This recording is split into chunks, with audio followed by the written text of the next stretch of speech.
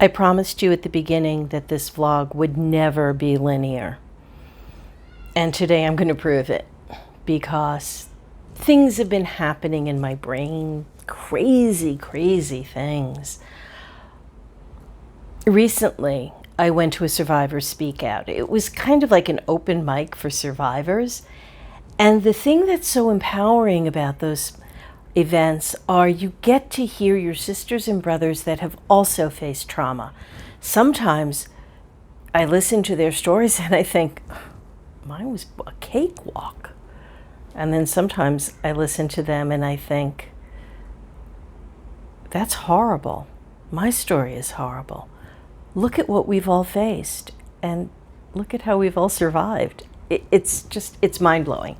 But it always opens up the door to memories, whether I want them or not. And this week I had a few that I wasn't entirely sure I wanted, but it feels like it's something I want to talk about. So here we go. You may have noticed that the title of this is a bargain at half the price. I want to say it was about 1997, because I'm pretty sure that's exactly when it was.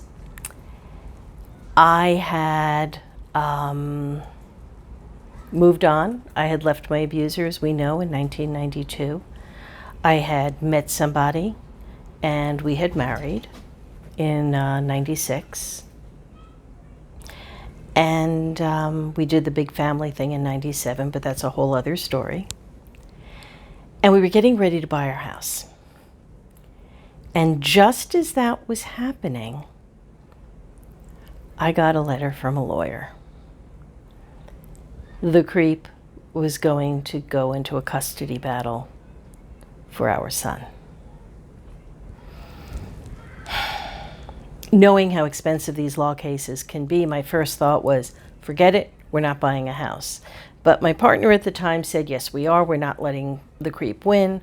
So those plans moved forward, and I reached out for some suggestions of lawyers. Found a fabulous lawyer, and he heard the case. Now, in the process of getting ready for going to the court, my lawyers suggested that I collect statements from friends, not depositions, just statements, about what they had witnessed and whether they felt that he would be competent as a parent and all the usuals that you might have expected. And I gathered all of this up. My friends were really supportive. I even have those emails still saved, or many of them. And we're all set to go into court. The day of the, getting in front of the judge comes up. And we get to the courtroom, and we're dressed to kill. We are dressed like professionals, and we are ready to do battle.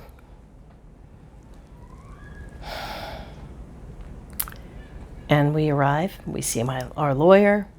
Lawyer takes us into a small room, we're talking. He said, wait here. He goes out to find out what's happening. The creep's lawyer is there, and the creep's nowhere to be seen. So we'll fast forward through a couple of really painful hours of waiting for something to happen. My lawyer comes back in and he says, all right, this is what's happening and here's what you're going to sign.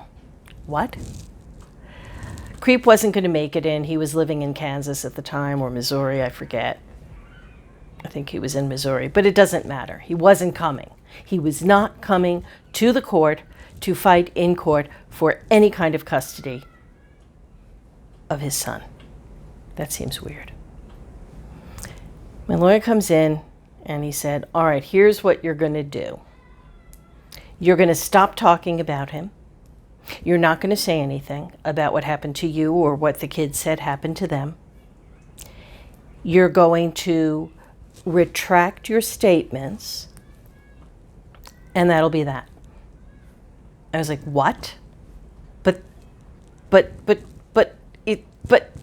He said, and if you do that, you get sole custody. It's like, excuse me? He said, basically, it's a gag order until your son is 18 years of age. When he's an adult, sign the paper, make a statement, you get sole custody. Well, at the time, I had nothing to do with any extended community other than the few people that happened to be a member of that community, but we were friends, personal friends. I wasn't planning on going to any gatherings or festivals or anything like that. I was underground at that point, as they say. I was in the closet. Woo-hoo. So I signed, and I got sole custody. And I didn't really think a whole lot about it at the time. I really didn't. It was just a relief. But fast forward until 2014, when the creep was arrested, he tried to use that gag order as a way to silence me again when I did speak out when he was arrested. And my biggest defense through the whole thing, through all the defamation charges, was he bartered his son for my silence. Clearly a bargain at half the price. I don't know why it was important for me to share that. I think because somewhere in my mind, the way that I connect things, that act of saying, fine, I don't have to say anything, let me live my life, let me go on in peace, let me have my son, really impacted the way that I parented. It impacted everything that I did, every decision I made about things. My entire life has been based on my children, of course. I think every parent does the same. But when he was arrested and he sued me and I was going through all of that, I just wanted somebody to know that he bartered his son for my silence. And in the end, he lost both. In the end, I won.